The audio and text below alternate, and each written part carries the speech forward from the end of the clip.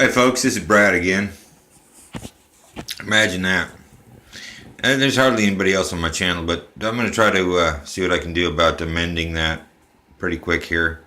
But it really hasn't been felt too incumbent upon me to do that. So, what I'm going to tell you is an interesting story that happened to me last night.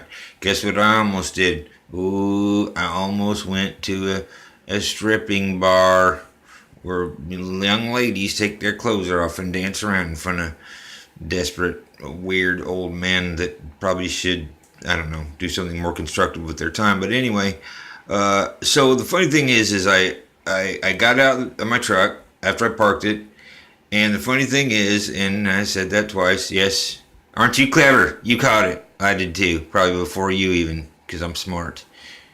Oh yeah, I'm smart. But anyway, so an old guy, I kind of fell on my truck and kind of gave me a, Maester, can you help me sort of thing, and I don't know, yeah, so I ended up talking to the guy for a couple minutes, and actually, he was, I guess his story had been rolled, and I could tell he wasn't really, like, somebody that lived on the street, but I could tell he'd had a tear, or been rolled, or the both over the past couple of days, so I figured, yeah, I'm going to help this old guy. So, let's see what happened. I'm in this, went over to the titty bar, I got out my truck. I didn't even, like, 2 steps from the truck, and this guy, he accosted me, and I'm like, okay, I'll tell you what I'll do. And I'm hemming and hot, and I'm thinking, well, the guy's pretty tanked. I could probably just, like, kick him off into a ditch and drive off, and possibly not forget about it for a long time, because my conscience does bother me sometimes like that if I was to do something bad. But who's to know? Who's to say if that would have been bad or not, or if my conscience is even conscience is even as got the velocity and the power it used to, because it's not quite as powerful as it used to be. Anyway, so I guess what I did, and it's funny because I did go into the bar for just a second to see what the cover charge was. That's when I was thinking about giving the old guy the boot in the ditch and driving off somewhere, or maybe just taking him, dump him somewhere, and call his folks or something, call his kids or something. I don't know. He said because he said he had some children. So anyway, I went inside and I looked at the girls around the corner there, and I was thinking, boy, and I thought to myself, I'm gonna sit there and get halfway through a drink or a beer or whatever I'm doing, and think, what in the hell am I doing here? Because, this time I'm just like going into like voyeur weirdo land, because I've been on my own for a while.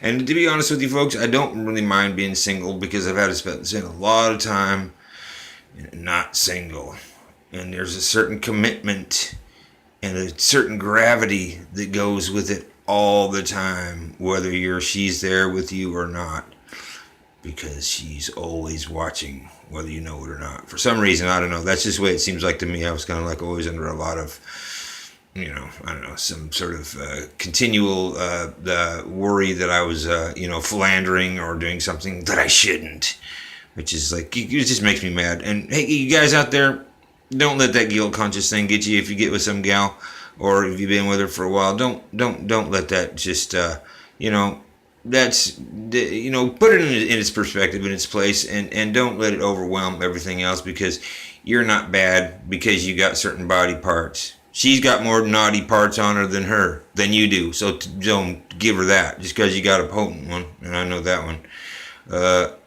Don't let her intimidate you into thinking that you are super naughty. So anyway, I'm going to wrap this up. So what happened is, funny thing is it was $9 to get into this titty bar. I may go back and just have a look and feel stupid, and money I just threw down the drain.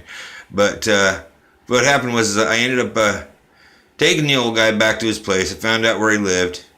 Through the information, because this dude was tanked. He had a fair bit to drink. So I sort of, I'm trying to look at my phone, figure out where he lives, and he's slurring his speech real bad. So I thought he said something different than what he said. So I ended up almost in Texas City, which is south of here, and it's south of certainly the address that I wanted to go to. So I reckoned I looked back at my trusty phone, and noted that the direction was the opposite that I was actually traveling in. So I turned around, went back, and eventually found the place. And he heard some funny stories, and I was afraid he was going to throw up in my truck or pee his pants in my truck. None of which of those things happened. And I got the guy home, and I got home about 2 o'clock or 1:30, something thereabouts. And I didn't get in any trouble. I didn't wind up in bed with a stripper or a hooker, and I didn't catch any diseases. Because I heard that kind of stuff does happen with you when you do things like that. But I wouldn't know.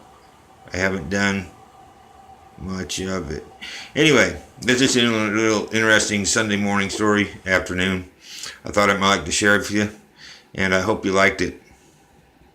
If you didn't like it, what is your problem? What is wrong with you? Anyway, this is Brad signing off. Have a lovely whatever it is you're having, wherever and whenever that is. If you want to.